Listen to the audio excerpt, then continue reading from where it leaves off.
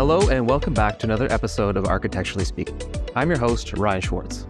Architecturally Speaking is a podcast series created by the Ontario Association of Architects that pulls back the curtain on the world of architecture to give you a little peek behind the scenes.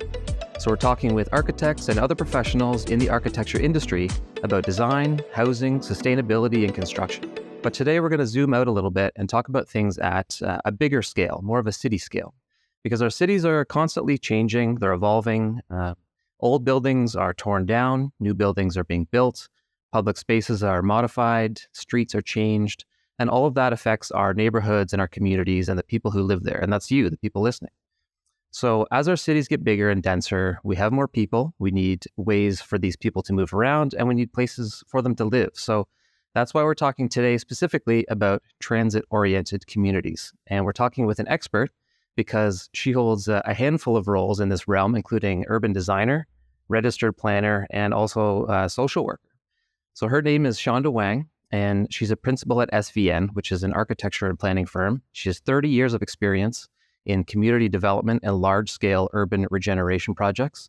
She specializes in developing connections between the public realm and the built environment, and also urban infrastructure, such as transportation infrastructure. She's the lead technical advisor to Metrolinx and Infrastructure Ontario for transit-oriented communities along the new Ontario subway line in Toronto. And she's won several urban design awards, and she's joining us now. So Shonda, thanks for joining. Thanks, Ryan. Nice to be here. I mentioned a few things. You have a handful of roles, so maybe we should start there. You're an urban designer and also a registered planner. So what are those roles? What does an urban designer do? What does a planner do? Yeah, I like to think for both urban designers and planners, I should say social workers as well, we're thinking about our cities. And I loved your intro there about the fact that cities are constantly evolving and changing. They're really dynamic places. And so I think about our role as urban designers and planners as city designers, really, thinking about what the spatial implications are of the decisions that we're making, the policies that we're putting in place to shape our cities, and really ensuring that you're always thinking about all the implications of the decisions and policies that you're putting in place, et cetera, and what the impact will be for people. That's great. So, and those are sort of two different roles. Do they, as someone like yourself, do you typically hold both those roles, or are urban designers, sometimes planners, sometimes not planners? Are planners sometimes urban designers, not urban designers? Oh, everybody's so different with the kinds of expertise they bring to the table and viewpoints they bring to the table, including the training they have. I'd say for myself, it's something that I don't distinguish as today I'm going to be an urban designer, tomorrow I'm going to be a planner, right? It's looking at the whole is the kind of easiest way I'll explain it. And I'd say that even extends to our practice at SVN. You kind of gave a brief introduction about who we are. We're city builders. We have not just urban designers and planners, but we also have architects and landscape architects, people with engineering backgrounds, people with law degrees and law training, all kinds of various backgrounds. And I'd say the ones that I even just mentioned are, if you think about it, they're all the disciplines that are required for building a great city. So that interaction between the disciplines is where I think you can do some pretty special things in city design. Yeah, I agree. And sometimes those responsibilities, the lines get a little bit blurred, right, between these positions and the scope of work and whatnot. You mentioned working at sort of the city, the whole picture, sort of the bigger picture, and we're talking about transit-oriented communities. So maybe it's self-explanatory, but what are transit-oriented communities? What are we talking about? Yeah, well, traditionally, transit-oriented development, TOD, TOC, transit-oriented communities, it's not a new concept. It's been around as an approach to city building for quite some time. I'd say that traditionally, transit-oriented development or transit-oriented communities has been defined as building complete mixed-use communities near transit stations. When I say that this is not a new concept, I'm thinking about, like Grand Central in New York, planned like in the early 1900s or just at the turn of that century. And, what I don't know if people realize is that when Grand Central was planned and designed and built, it was built to actually spur on development in and around that area, including on top of that infrastructure system, if you will. So not a new concept, but certainly something that I think is increasingly necessary in our rapidly growing cities. And when we say transit, I mean, that could encompass all kinds of things, right? We're talking rail, subway, buses, bikes, maybe not so much as transit, but as a means of transit, right? And these multimodal hubs where you're combining a lot of those things together. So is that kind of the aim? You're trying to join a lot of these different means of transit? Yeah, for sure. Connectivity is huge. I mean, I like to say that transit's only good as your ability to get to it. So you could build a beautiful, modern transit corridor, but if it's in the middle of a If no one can hydro get there. corridor in the middle of nowhere that you can't get to, it's not a successful system. You can't get to it readily, and nor is it necessarily an enjoyable experience from a day-to-day perspective to get there. So yeah, absolutely thinking about the multimodal experiences is key. Yeah, and I think that we have to think about, well, how do we actually, if TOD is not a new concept or approach to city building, why do we have to even be concerned with it today? And, you know, what I think a lot about is there are some fantastic examples around the world of where we have TOD. Some beautiful districts, some beautiful integrated oversight development with buildings directly planned and designed and constructed on top. Physically on top? Yep. Subway systems, for example, subway stations. But what we tend to see are more one-off examples. So think like Hudson Yards in New York City, or which is such a popular place and beautiful, built over top of, you know, it's like a mixed-use development built over top of a live rail yard. Or in Toronto, Ontario, CIBC Square, beautiful development. But these tend to be one-offs, and by that I mean they're kind of these projects that exist and have been developed over time as these singular kind of projects. And I'd say really complicated to be able to be building those. The time it takes, for example, to set up the legal agreements and legal structures and development structures for these things take years. So all this to say is in the context of rapidly growing cities, when you're introducing new transit lines and investing in that, how is it that we can actually achieve TOD at scale? Yeah, you don't want these little pockets or just one pocket. You want to have, you mentioned connectivity. You have these kind of a web of transit and then some densification at each of these nodes. And you mentioned things like Hudson Yards, which has some mixed use and things like that. So what kinds of projects are being integrated? We're talking like residential, mixed use, maybe some community, like some assembly spaces, things like that? Yeah, for sure. I think about examples of projects that we're working on, definitely mixed use. And depending on each site, each station area, of course, the market will support, if you will, different types of development. Residential, new housing almost always features in these developments, where appropriate, office and or other kind of commercial uses, just the amenities that growing cities need all in one place. Kind of a bit of everything, right? Yeah. Bit of everything. And for sure, I'd say I like to think of transit-oriented development as not just housing, but also all kinds of programming uses. You know, you can take this into integrating school sites, right, with TOD development, community facilities like daycares. So all of these pieces that you would want to find in your own neighborhood. Think about it that way.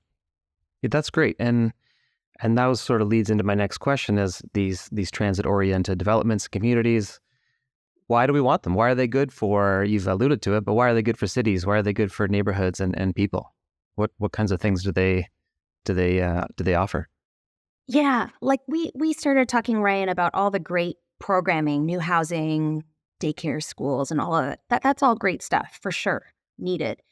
I guess if I could take a step back from that, I just think that in the context, again, as you were just kind of giving this intro about rapidly growing cities and cities evolving, as city designers, architects, planners, we're really involved in needing, on behalf of our communities and cities, to rethink how we're going to grow and develop, how we're going to infill in our communities, how we're going to invest in our sites and actually leverage those investments. And I think that cities around the world, it's not just in Toronto or Vancouver or in San Francisco, this is cities globally, really need to rethink the process of expansion. And I would say in North America in particular, the process of suburban expansion that we know is just economically unsustainable. And from an environmental point of view, super reliant on fossil fueled generic intensification. And right? that's something I sort of wanted to talk to you about, is just the impact of cars and automobiles on the city and how they've really defined what a city is, and they've shaped how cities work over the last 100 years. For and sure. What kind of impact have cars and then roads had on cities? Totally. I mean, it's not just a U.S. kind of problem. Like I think I used to think, oh, that's the U.S. this crazy unsustainable suburban expansion. It's in our own backyards, right? Like you can drive down Yonge Street in Newmarket, the town of Newmarket, although that's changing. I'll get back to that in a second. Or Dundas Street in Mississauga, and you have you have these 6 to 8 lane arterial roads, definitely set up for the car. Tons of surface parking, retail strips beyond that, little to no amenity, little to no park space at that. And so when we talk about generic development, that's kind of what I think about. I mean, I brought up Newmarket and Dundas Street in Mississauga for a reason. These are also towns and cities that are actually introducing rapid transit along those corridors. And so I find that extremely hopeful that, the investment's happening to recognize that we can't sustain the patterns of car use. Ontario, Toronto, GTHA area, one of the fastest growing cities in North America, 4th largest city in North America, in fact, largest amount of cranes in the sky. So when you think about that growth on one hand, and you think about how are we going to actually support that growth, the bus rapid transit in the case of Mississauga and the rapid transit line that's being built along has actually been built along Yonge Street and Newmarket. These are fantastic steps to be able to change that pattern up. Yeah, and sometimes they're rare opportunities, right? Because I'm just thinking, I mentioned the Ontario line in Toronto. It's a new subway line going in. And it's not every day that a new subway line goes into Toronto. This is a kind of a big deal.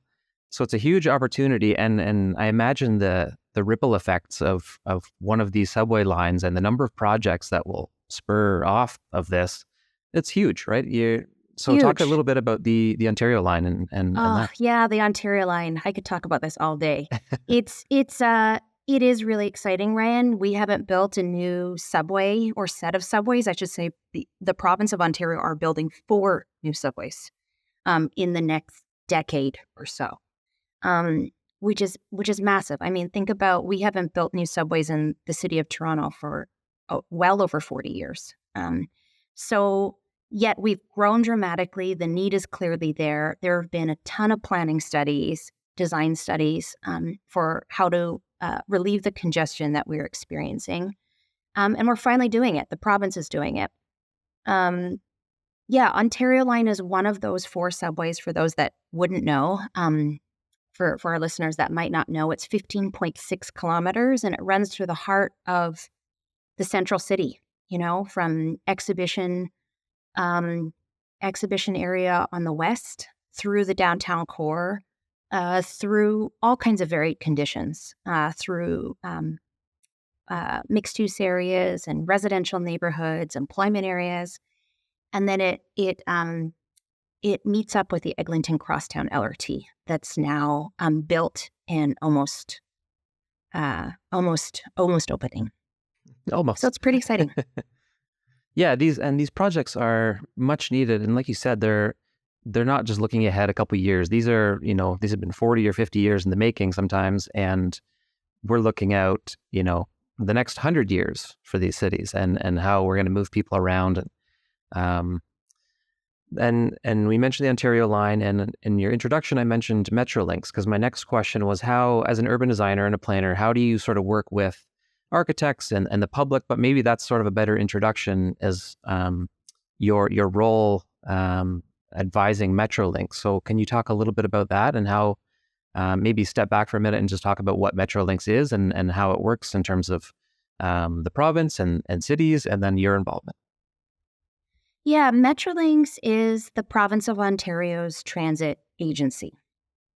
And I should mention Infrastructure Ontario is also very much involved in Ontario Line. It's actually Metrolinx and Infrastructure Ontario that are planning, designing, and building all four of these subway lines that I mentioned.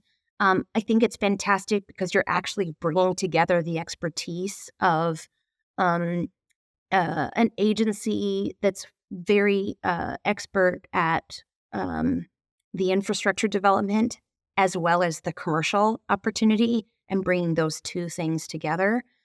It sounds simple, but it's so necessary because you need the leadership and guidance at that end to be able to realize this ambitious program that the province has set out to realize, right? So, I mean, there have been LRTs that have been planned, designed, and constructed.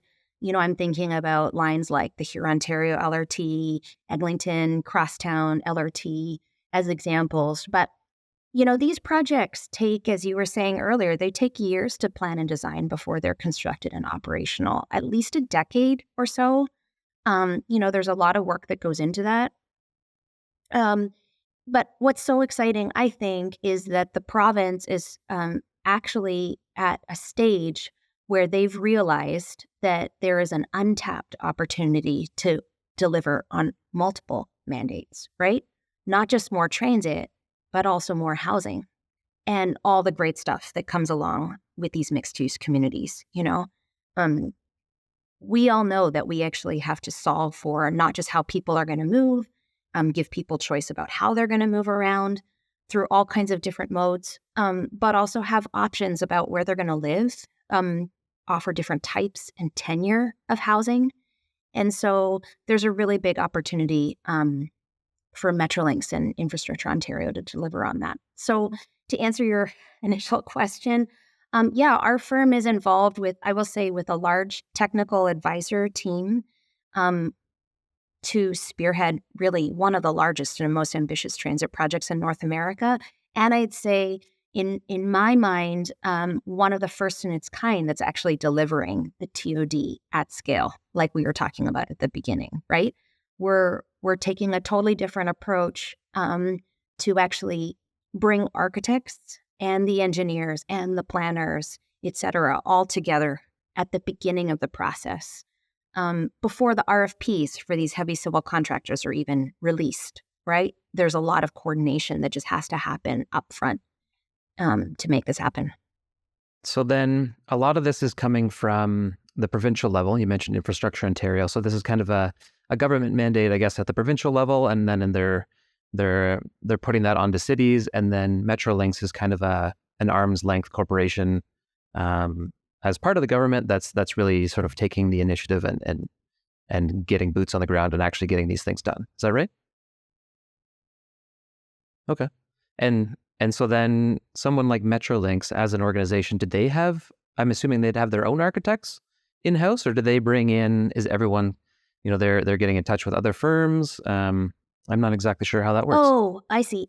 Yeah. So when I say that we are part of a technical advisor team, we're working on behalf of Metrolinx and Infrastructure Ontario as their consultants, essentially. So we're Gotcha. a multidisciplinary Yep. group of consultants, at least, if not like more than a dozen different disciplines represented within this large consortium team. really acting as advisors, but also putting pen to paper, really trying to, in the context of TOD in particular, when I said that we're like very early on coordinating and about how to actually realize structurally integrated development with the subway infrastructure, it's really bringing,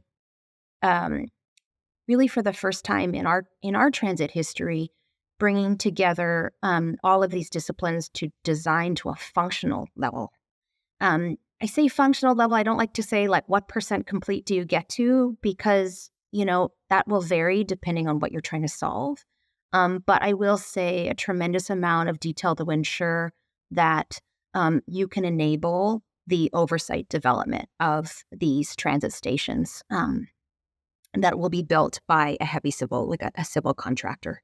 In fact, it's that work is underway today. If you travel along the length of where the Ontario line alignment is, you'll see a lot of activity, a lot of construction activity. So it's pretty exciting.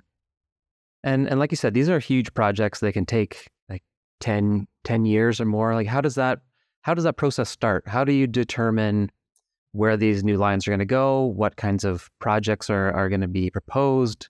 Is that just through sort of projections, or is it research and RFPs, like you said, requests for proposals for those that don't know?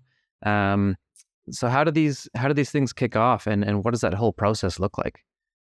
Oh, I mean, I won't go into the whole depths of that.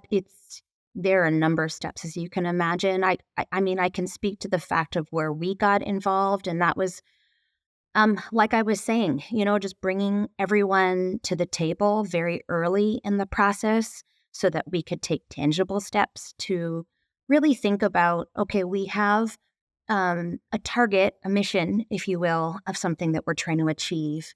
There's a time horizon for when we want to achieve this by. We need to start actually collaborating on why hasn't this been done before? What have been the challenges in the past? These are solvable issues, but you need to out them, if you will. What are those challenges? What have stopped these things in the past? I mean, I'll just say really simply put, I've kind of said this before, but I think that it's something that's so necessary, is to bring all of the various disciplines that are required for the full development that you're trying to achieve in and around the transit line together at the front end. Like that's difficult in itself. Landscape architecture as an example, the landscape, not just landscape architecture, but the landscape public realm. These aren't just, this isn't just the thin layer that comes along after the fact. You actually have to be pre-thinking about that, like right from the onset, as much as you need to be thinking about the structural positioning of where the supports will be within the station or as it interacts with the cavern to protect for the overbuild that you want to see, the 20, 30, 40-story building that's above. You need to be thinking where the louvers are. You need to be thinking about fire life safety. So think about all of those various experts coming to the table at the front end. Yeah, they're pretty. They're and daunting. It's happened. Daunting projects. That happens for transit infrastructure. I think that it's so rare to see the actual design community come into play much earlier in the process. Does that make sense? Yeah, totally. And I think when you think about transit-oriented developments, a lot of people, at least in my mind, I think of the immediate neighborhood, and I don't necessarily think about projects being built directly on top of a subway line. And that's obviously has its own challenges. So you mentioned structure and things like fire and life safety. Like what else? What goes into these things? I can't even imagine. Oh my gosh. Well, a lot. It's just, a lot, yeah. When you think about, this is the thing, transit infrastructure is, we know this, it's one of the most expensive investments a city or government is ever going to undertake, right? These are generational projects. And so when we think about the land that these transit systems are sitting on and the land that's required to build these systems, right? Typically, or traditionally, I'll say, once the stations are built, it's really hard to come back and retrofit after the fact for the oversight development, right? If it wasn't integrated at the beginning. Yeah, not even once they're built. It's even as when they're well into progression of being designed and imminently constructed. It starts to become harder and harder to retrofit or even to interface with that process. So if you've got millions, if not billions of dollars invested in these transit projects, and you're not doing more with these lands and finding ways to actually protect or enable for development, whether it happens on revenue service date, opening day, or if you're protecting for that opportunity to come down in 5, 10 years, whenever that is into the future, you're really leaving a lot of opportunity, and I would also say value behind. Financial value, like the economic, environmental, and social value, right? That we've been talking about, all these great things that TODs can deliver. So allowing development on top of stations really brings a revenue stream to, let's say, government in this case, who have not previously been able to capitalize on the air rights of the infrastructure, right? And I'd say, like, why has this happened? Well, just like we were talking about, why do we see these unsustainable patterns of development that we're now kind of shaking our heads at and being like, why did we ever do that? I mean, I think we're also now realizing and seeing in hindsight that transit, residential development, public space, these are all things that have generally been thought of in silos in the past, right? I mean, even the way that we in North America think about our transit stations and corridors, they're kind of like backdoor conditions, not front of house conditions, right? So we know as designers that these conditions don't conflict with one another, but you do need to have a design solution to enable them to work to really open the door for a truly fulsome community. Yeah, you're trying to layer a lot of these things together, and in a perfect world, say one of these communities or developments in Toronto on this new Ontario line, what does a perfect transit-oriented project look like to you? What does a sort of a standout project look like? That's such a good question. I mean, I kind of want to ask you that question because I think that it's interesting for me to hear from people. What do you want to see in your communities? And in a perfect world, what would that look like? Where they don't need to be bogged down by that. How are we going to get there? We can solve that, But what would you want to see in your community? I mean, I'm turning the question on you, right? Yeah, that's a fair question. And I mean, it might depend a little bit on each specific location, but I could see, for me, it would be something that's walkable, that has a lot of these amenities that you talked about. Like maybe there's schools and there's housing and there's jobs kind of all readily available. And it's just it's almost like a microcosm of a city in itself. It's a little neighborhood that has a little bit of everything. But then it allows that connectivity to other parts of the city that you're maybe not going to every single day, but maybe you have to go to once a week or once a month. And it just, it has everything you need maybe on a day-to-day basis, but then it allows you to easily get around the city to the other places that you need to go. For sure. Yeah, I love that. I think that's very human. Who doesn't want that, right? Yeah, exactly, right?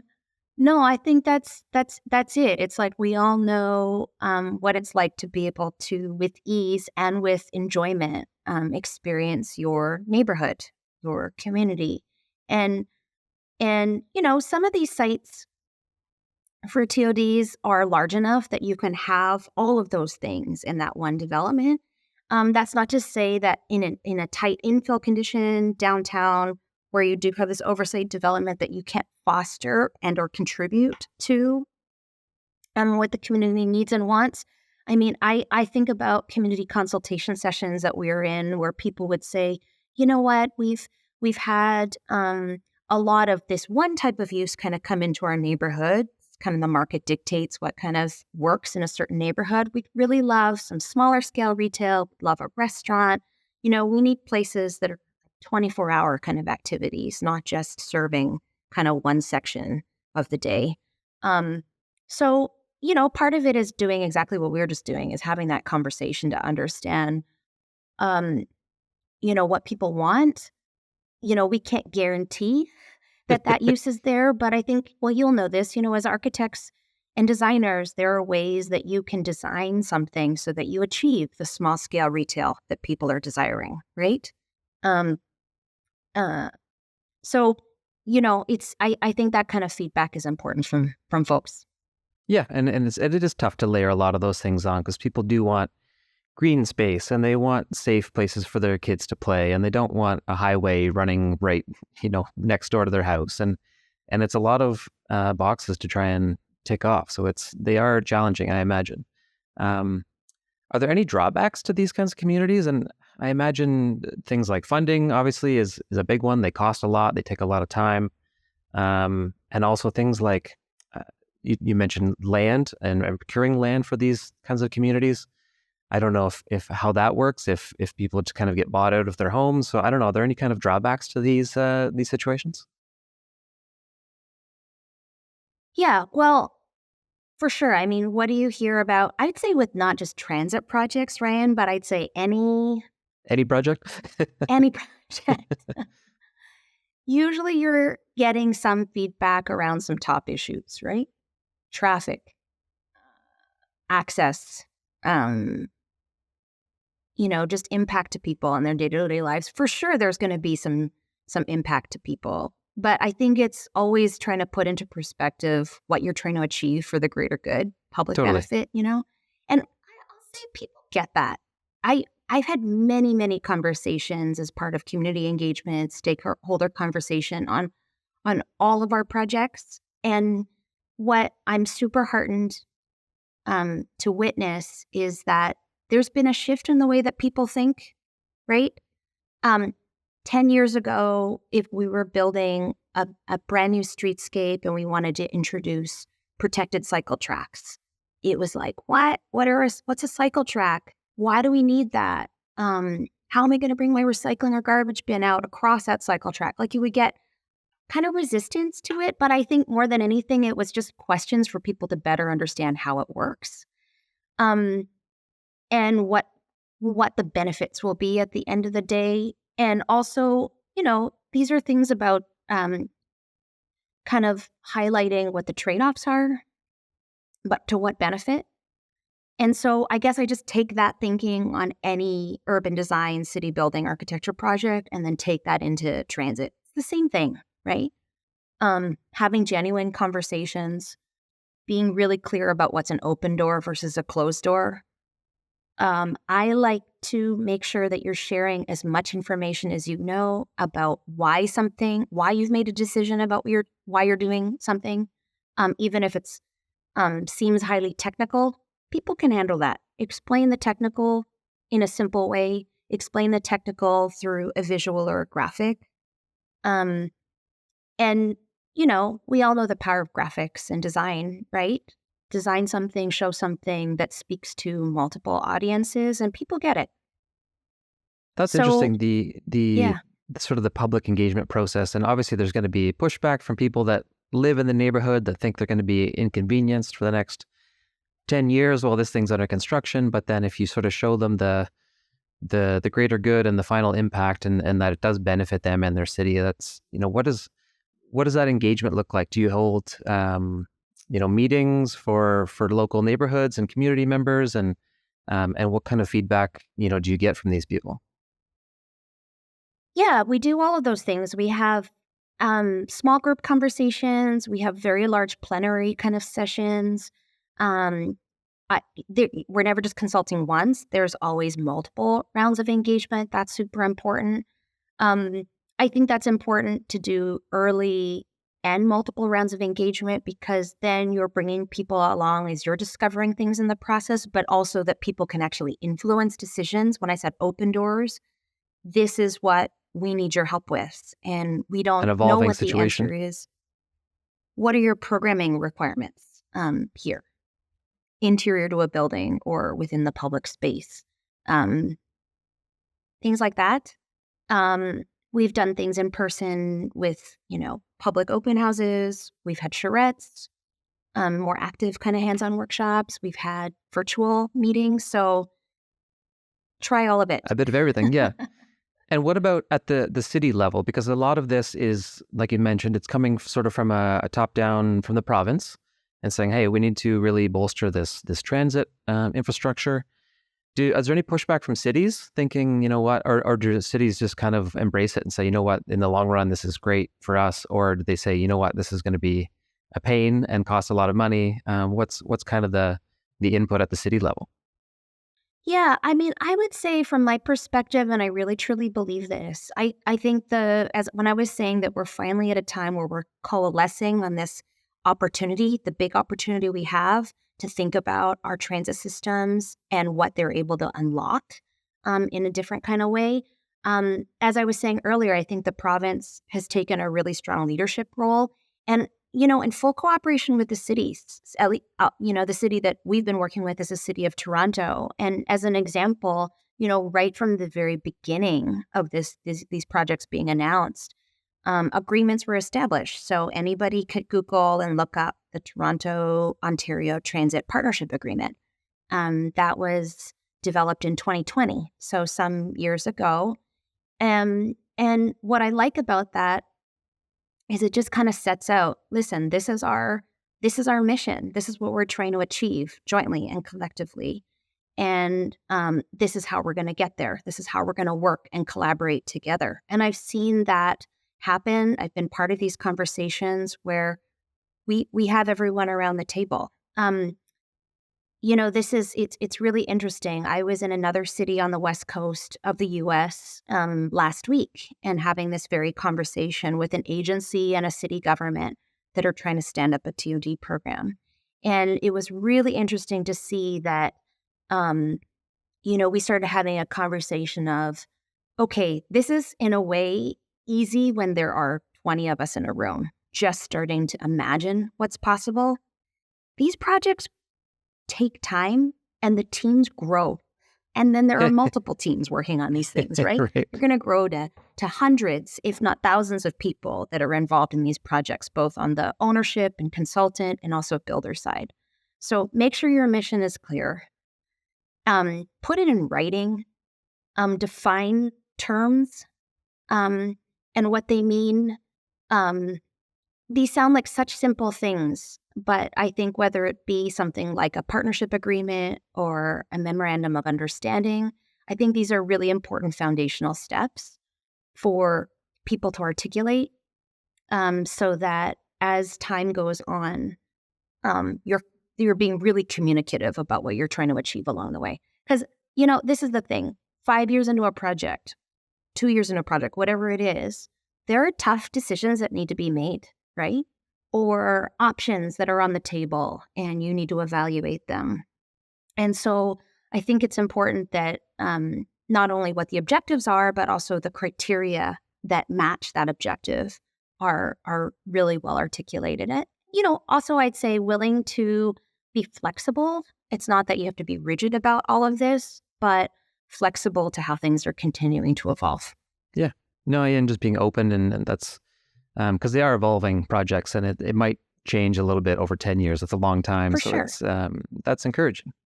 You mentioned the West Coast. Are there any exciting projects coming up that you're sort of looking forward to? Anything else that people can look out for? Yeah, I am super excited about all kinds of things and where we can go in the next number of years in North America. The lessons, if I can call it that, what we're discussing now about what we've learned here in Ontario, they're applicable across North American cities. I think about cities like Seattle, the Bay Area in California, in Austin, Texas. These are just a few examples of cities that are planning and designing collectively over 80 kilometers of brand new transit lines. That's wild. And improvements to, double of that, triple of that, in terms of the transit lines that they have.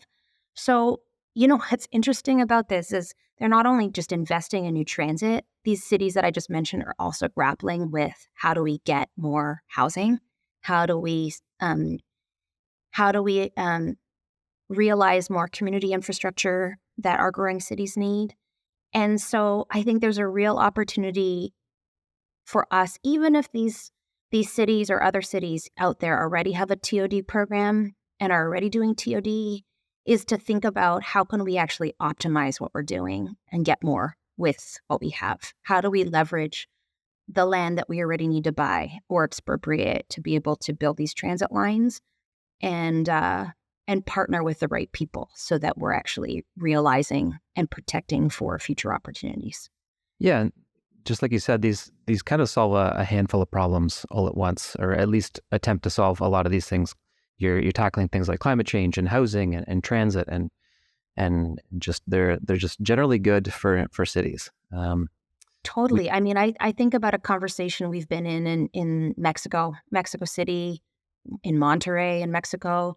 I mean, you can't talk about transit-oriented development without multiple people in the room putting up their hands and saying, can we also solve for potable water?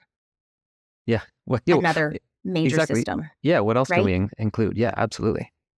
So I think, yeah, it's also how do you solve for these other systems that we're thinking about? And frankly, I think there is that opportunity. If you're going to be building these 19-kilometer, 20-kilometer lines, whatever they are, you have a real opportunity to impact a big piece of the city.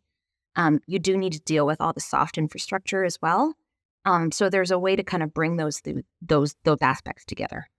Yeah, and they're huge opportunities. And I have a little blurb here just from the OAA. Sure. Kind of speaking to this directly. So as a regulator for the architectural profession in the public's interest, the OAA will often reach out to the provincial government to share their sort of recommendations on these topics related to architecture and that affect the public. And one of them is transit-oriented developments and things like climate change. So the OAA has openly supported transit-oriented communities, noting that they support complete communities and they advance things like climate action, and they also indirectly help with home affordability and reversing the housing crisis and things like that. So, I just wanted to point that out. We're running a little low on time here, so if people want to reach out to yourself or learn more about SVN, is there anywhere they should go to get in touch? Yeah, you could go to our website, SVN ap.com. God, I hope I got that right. Google SVN Architects and Planners. You'll get us. We're on social media channels, etc. And yeah, Shonda Wang. I could also provide my email address. I'm happy to do that if that's appropriate. It's swang@svn-ap.com. Sure, that's great. Yeah, and then people can get in touch. For sure.